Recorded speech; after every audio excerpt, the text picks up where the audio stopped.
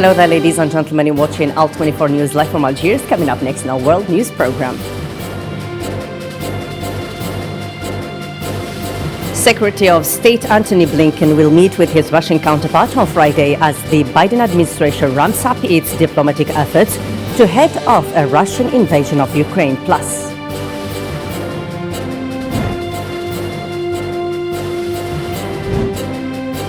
Palestinian residents of a flashpoint east of Al-Quds neighborhood were locked in a tense standoff with Zionist authorities on Monday as police came to evict them from uncertain property.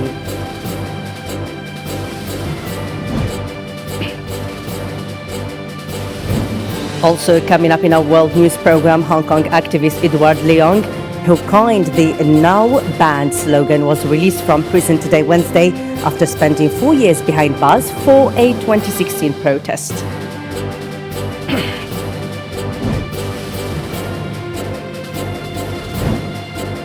The chief executives of 10 passenger and cargo airlines warned the 5th G service could cause chaos on the U.S. flights and potentially strand tens of thousands of Americans overseas.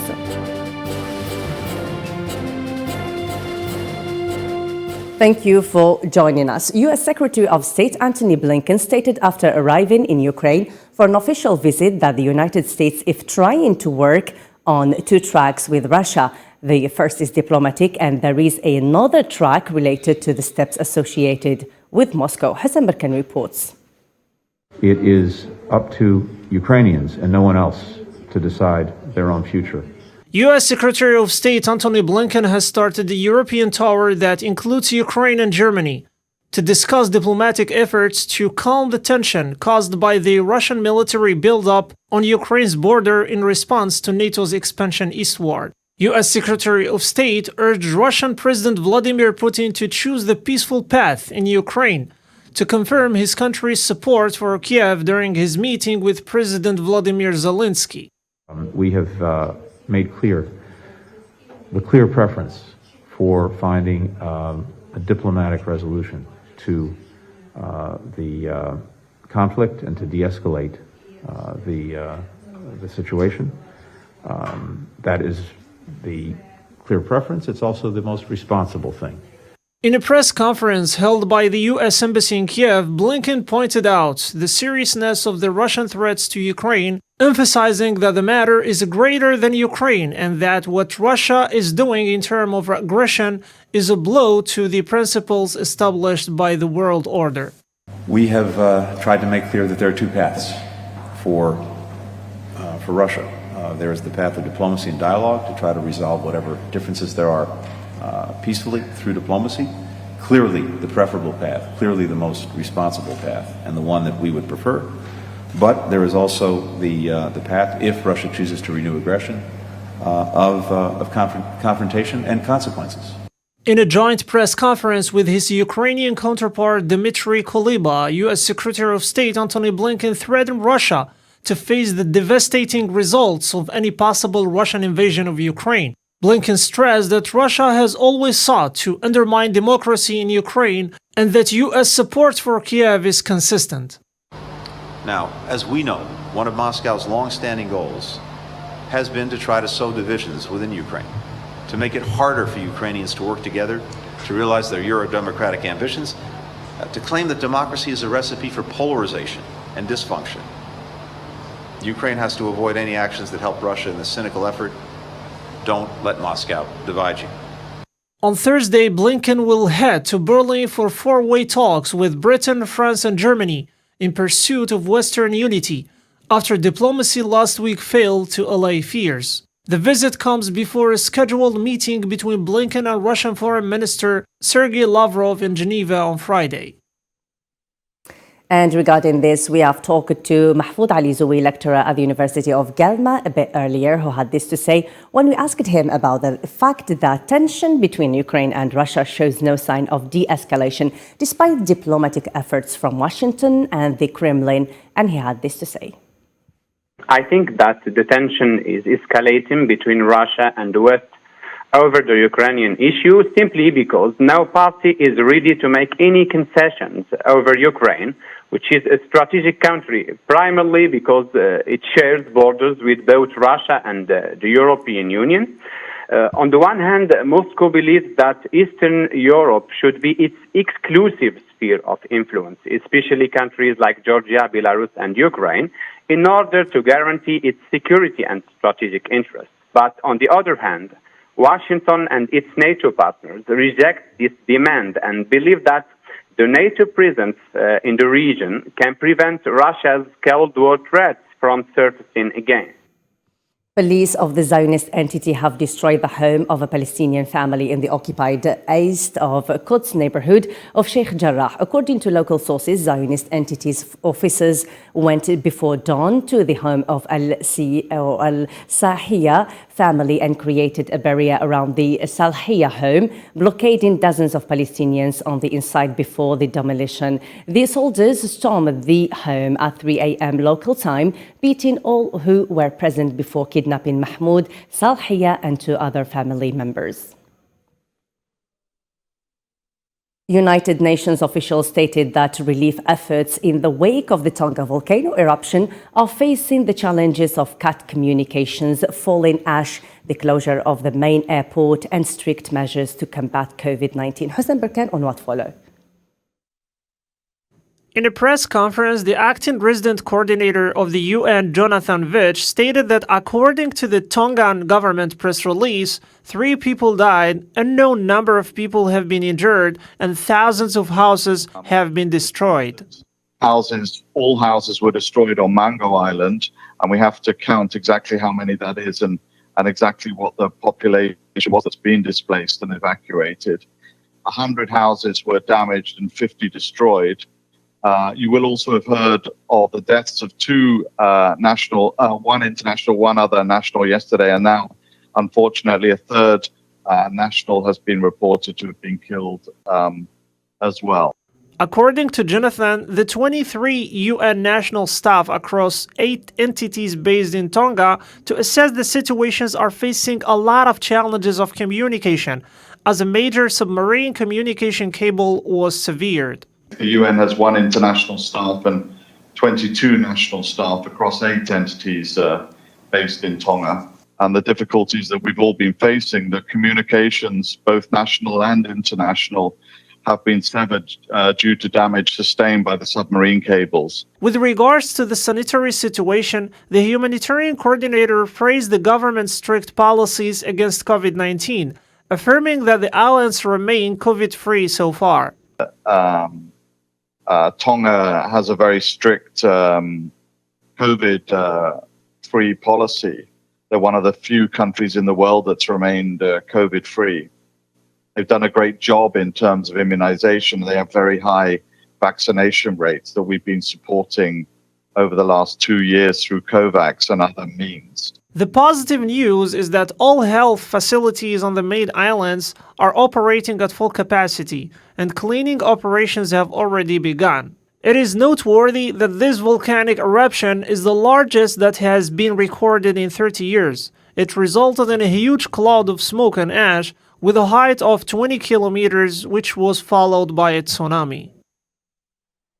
A London-based law firm filed an application with British police Tuesday seeking the arrest of India's army chief and senior Indian government official over their alleged roles in war crimes in disputed Kashmir. Law firm Stroke White said it submitted extensive evidence to the Metropolitan Police War Crimes Unit documenting how India forces headed the General Manjo Naravan and Home Affairs Minister Amit Shah were responsible for the torture, kidnapping and killing of activists, journalists and civilians.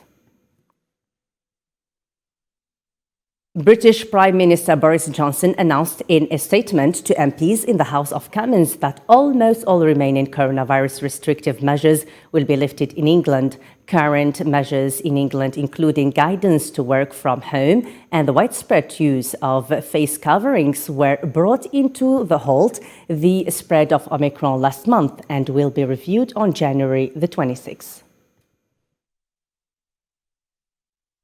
Mandatory certification will end. Organisations can, of course, choose to use the NHS COVID pass voluntarily, but we will end the compulsory use of COVID status certification in England. From now on, the government is no longer asking people to work from home. And people should now speak to their employers about arrangements for returning to the office. And having looked at the data carefully, the Cabinet concluded that once regulations lapse, the government will no longer mandate the wearing of face masks anywhere. A total of 810 new confirmed COVID-19 cases, 435 recoveries and 12 deaths have been recorded over the last 24 hours in Algeria, as announced Tuesday, the Ministry of Health. The number of confirmed cases has hit 127,559 and deaths have reached 6,435, while 155,627 patients have recovered, said the source. Besides, 37 patients are currently under intensive care, according to the World Counter website. The Philippines confirmed on Tuesday the first domestic deaths caused by the highly transmissible Omicron variant of COVID-19. The health ministry said those who died were elderly patients with existing health issues and had not been vaccinated against COVID-19. A top government advisor said on Monday the Philippines must bring down COVID-19 cases hovering at record highs by April to ensure this year's presidential elections will not become a super spreader event. And for more news about COVID-19 around the world, let's follow this report by Miriam Zian. The rules that was a breach of the COVID rules, what we were doing. According to The Guardian, Prime Minister Boris Johnson is planning to lift all coronavirus restrictions in England as early as March, with the goal of allowing the country to live with the virus. The government was considering removing obligatory self-isolation for positive COVID cases and will challenge the need for a £10,000 fine for non-compliance with the self-isolation legislation. Working from home instructions and COVID passports, both adopted when Omicron became widely circulated, will be phased down, although the face mask regulation may be reinstated. According to France's health ministry, the number of persons with COVID in hospitals increased from 888 to more than 25,000 in one day. This is the largest one-day spike since early November 2020. After being flat to stable for 4 days, the number of infected people with COVID in critical care units increased by 61 to 3,913. Beijing officials are advising residents to cease ordering things from other countries after a local was infected with Omicron due to opening a package she received. They reinforced the notion that COVID-19 may be spread worldwide through frozen food imports. The outbreak occurs less than 3 weeks before the Winter Olympics in Beijing. China said that it will not be selling tickets to the general public. Only those who have been invited will be permitted to attend as part of coronavirus procedures. Authorities in Hong Kong have announced the killing of almost 2,000 small animals, including hamsters, after some tested positive for the coronavirus at a pet business where an employee was also infected with the Delta strain. According to Agriculture Department, officials said the city would also prohibit the selling of hamsters and imports of small animals. Hong Kong officials stressed the danger of transmission between people and animals and recommended pet owners to take measures of precautions and to be careful. Poland has entered a new COVID wave, with at least 60,000 new infections per day expected in mid-February, the country's highest infection rate since the pandemic began. Only 56.5% of people got vaccinated, and the death rate is much higher in proportion to the population, putting the country's health system under pressure. On Tuesday, Poland registered approximately 19,000 coronavirus infections and 377 fatalities. According to Waldemar Kraska, about 80% of those who died weren't vaccinated. Given the high transmissibility of the Omicron strain and the country's low vaccination rates, Poland expects the number of cases to rise further. The former Colombian Senator Ingrid Betancourt has announced that she will run for president again 20 years after being kidnapped by left-wing rebels. Betancourt was campaigning in the 2002 presidential election when she was abducted by FARC rebels and held hostage for over 6 years. Nigerian prosecutors added charges against separatist leader Nnamdi Kanu ahead of his trial on Tuesday. Kanu lawyers called the new allegations a joke and said authorities were trying to extend his time in custody. The revised charges against the separatists were included in a federal high court document signed on January the 14th, but Kanu's legal team said it received the documents on Monday, barely 24 hours before their trial could resume. A Taliban fighter has been detained for shooting dead a Hazara woman at a checkpoint in Kabul on her way home after a wedding. The assassination of Zainab Abdullahi, a 25-year-old woman, has shocked women who have faced increasing restrictions since the Taliban retook control in August. The explosives ripped through two clubs packed with foreign tourists just over a year after the November 9th attacks on the United States, and they remain Indonesia's deadliest militant incident. After nearly 18 years on the Urun Zulkarnain, a high-ranking member of the so-called group Jemaah Islamiyah was apprehended in December 2020. He was charged with the Bali bombings as well as a number of other acts carried out by the special squad he oversaw. Hong Kong activist Edward Leong was coined to the now-banned slogan, "Liberate Hong Kong Revolution of Our Times," was released from prison Wednesday after spending 4 years at a top security facility for taking part in a riot in 2016. The 30-year-old activist's release comes as over 150 have been arrested under the Beijing-imposed national security law enacted in 2020, which criminalizes acts and calls for secession, subversion, terrorism, and collusion with foreign powers. The cash-strapped United Nations Agency for Palestinian Refugees has warned it is facing a race against time as it appealed for emergency funding in order to provide vital services for some 210,000 vulnerable people in crisis-hit Lebanon. The news conference came a day after UNRWA announced a $1.6 billion appeal to avoid cuts in services for some 5.7 million Palestinian refugees in Lebanon, Syria and Jordan, as well as in the occupied West Bank, East Al-Quds and Gaza. As his trial reopened following 2 years of delays due to the COVID-19 outbreak, Colombian opposition leader Kem Sokha urged for the treason allegations against him to be lifted. The 68-year-old's case has been widely criticized as politically motivated, and it has dragged on for years. He is suspected of working with foreign forces to destabilize the administration of Han Sen, the country's strongman dictator. And for more news around the world, let's follow this report by Zahra Farjani.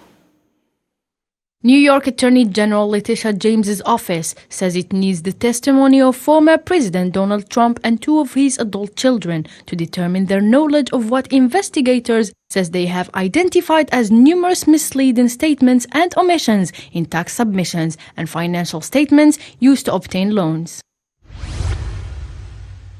French members of the European Parliament seized the rare opportunity on Wednesday to attack President Emmanuel Macron directly, 3 months before France's presidential election.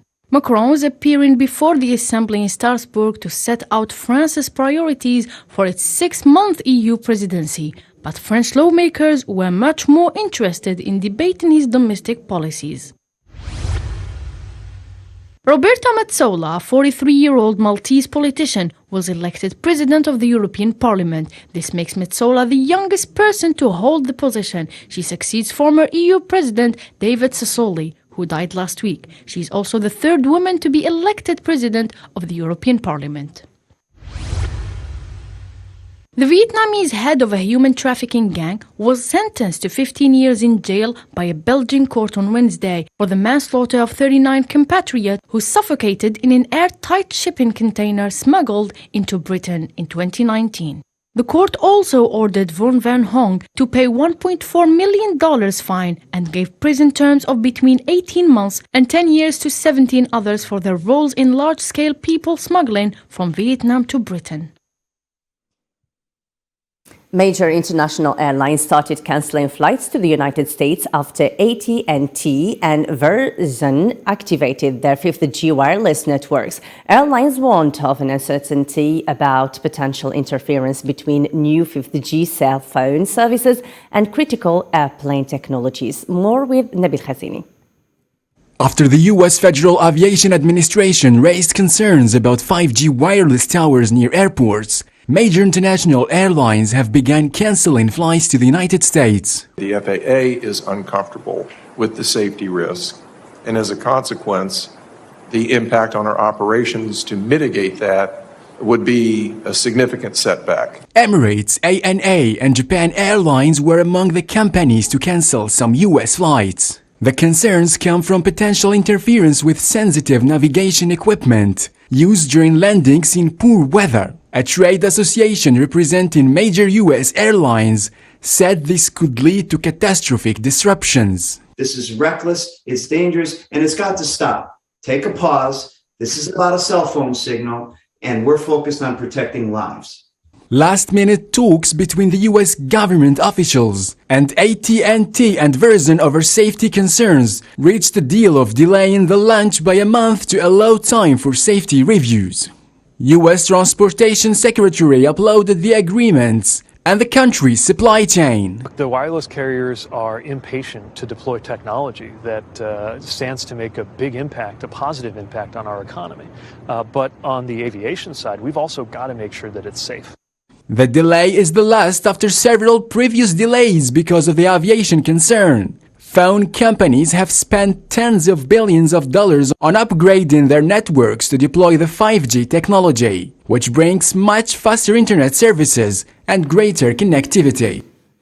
U.S.-Algeria Business Council hosted the 2021 U.S. Agriculture Roadshow to Algeria for U.S. companies and U.S. farmers seeking opportunities in the agriculture sector in the country. U.S. Agriculture Roadshow to Algeria is a unique occasion for the Algerian companies and Algerian farmers to learn about the U.S. expertise in the agriculture sector and to meet with valuable U.S. partners. More in this report.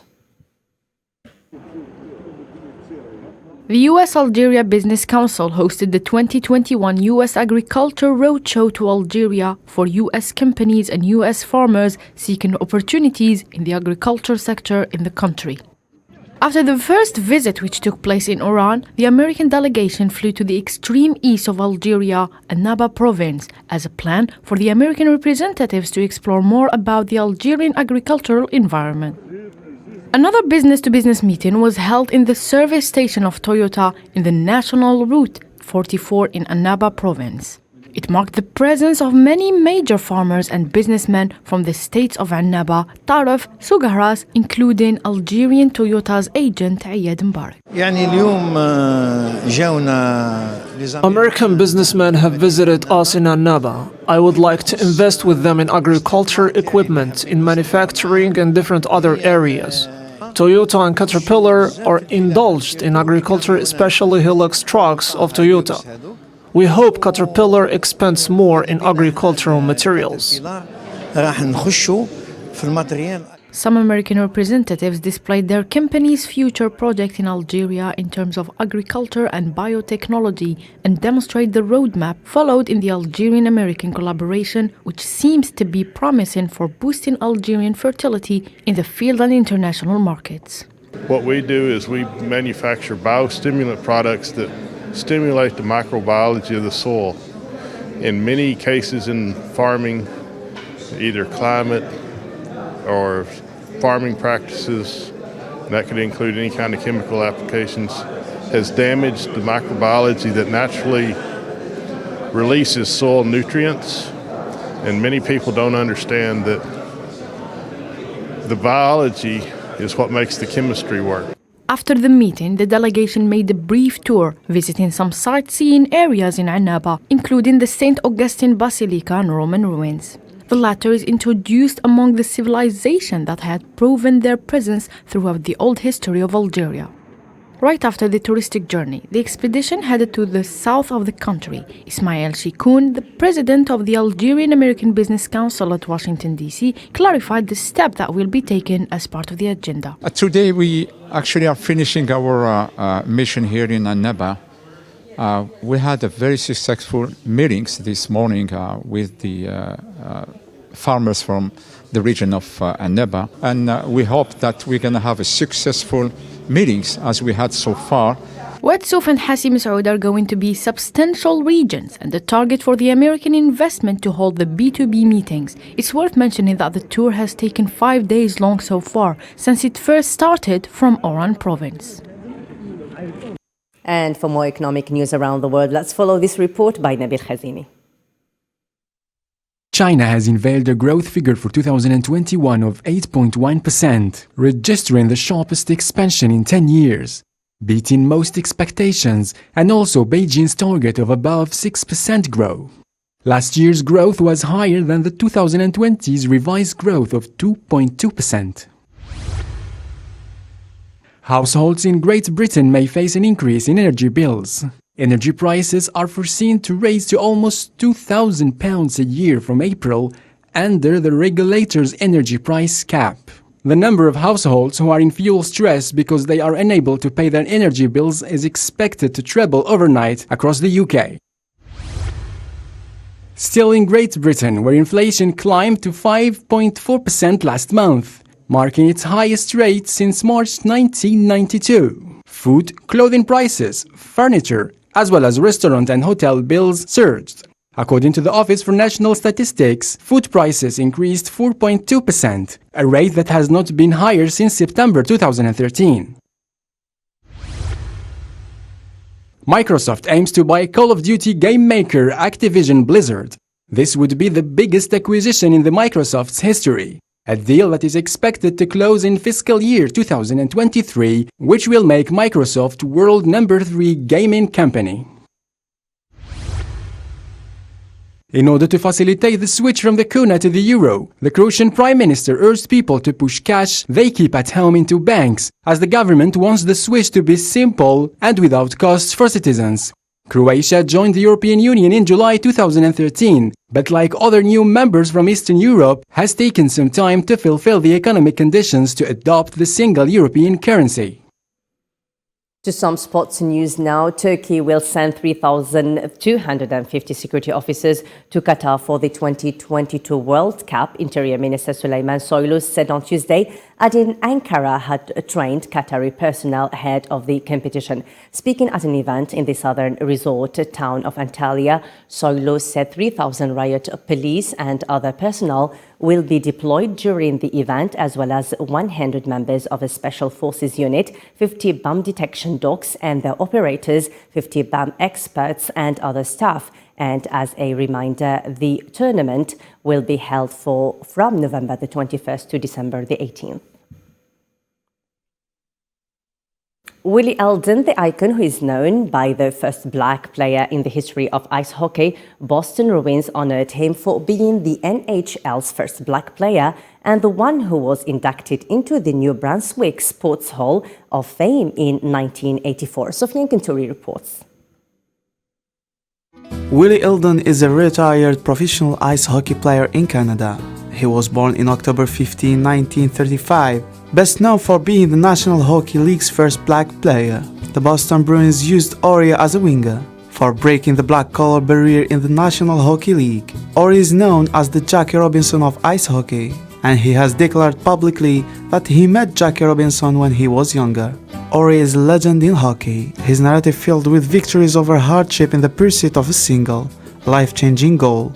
Even before the Bruins recalled Ori, he was hiding a painful secret. Just 2 years previously, the winger had been blinded in one eye after being hit by a near-end puck. Ori would not have been eligible for his NHL debut if Boston had known.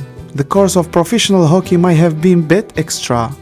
Jackie Robinson of hockey, have you had any trouble The 85-year-old Ori said he was in his backyard Monday when he got a call from the Bruins president, Cam Neely, informing him about the honor. I am overwhelmed and thrilled about having my Bruins jersey hang up in the rafters. Ori rejoined the Bruins in 1960-61 and played in 43 games that season. His final NHL state line is 45 games, 10 goals and 4 assists. He played professional hockey for 21 seasons, including 13 in WHL, before retiring in 1979. I will never forget how my teammates in the Bruins locker room accepted me as one of their own. This was a time when some of the fans and opposing players were not ready to see a black man in the NHL. Ori was named the first NHL's first diversity ambassadors in 1996. Since then, he has traveled across North America promoting NHL and youth level events, and was particularly instrumental in pushing the league's Hockey is for Everyone program, which encourages diversity and inclusion in the sport. And we wrap up our World News edition with these cultural summaries around the world in this report. It will soon cost a bit more to stream shows like The Witcher and Emily in Paris. Netflix is raising the price for all subscription plans in the US and Canada. Netflix said the cost of a basic plan would increase to $9.99 a month, while a standard plan that allows for streaming 2 screens at the same time would increase to $15.49 a month. A Netflix premium plan that allows for streaming on 4 screens at one time and Ultra HD would rise to $19.99 a month. Will Smith received over 2.6 million likes for a sweet video of him and his mom, Caroline Bright, enjoying a dance to Whitney Houston's hit tune, I Wanna Dance With Somebody. The duo held hands as they sang the chorus of the hit song, which seemed heartwarming and amazing. Andrew Leontelli, the fashion journalist who served as an editor-at-large at Vogue in the US, has died at the age of 73.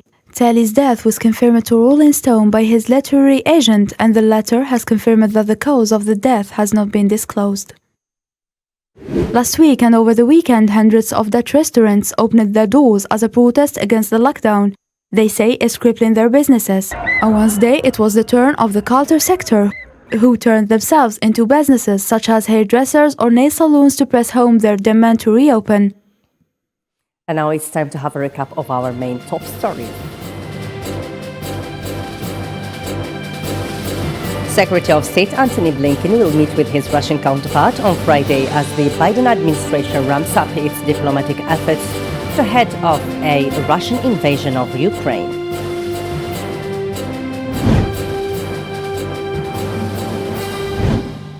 Palestinian residents of a Flashpoint East Al-Quds neighborhood were locked into a tense standoff with Zionist authorities on Monday as police came to evict them from uncertain property.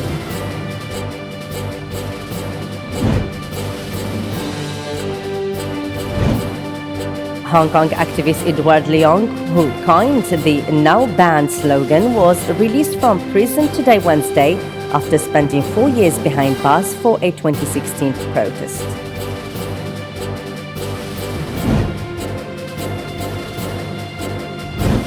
And the chief executives of 10 passenger and cargo airlines warned the 5th G service could cause chaos on U.S. flights and potentially strand tens of thousands of Americans overseas.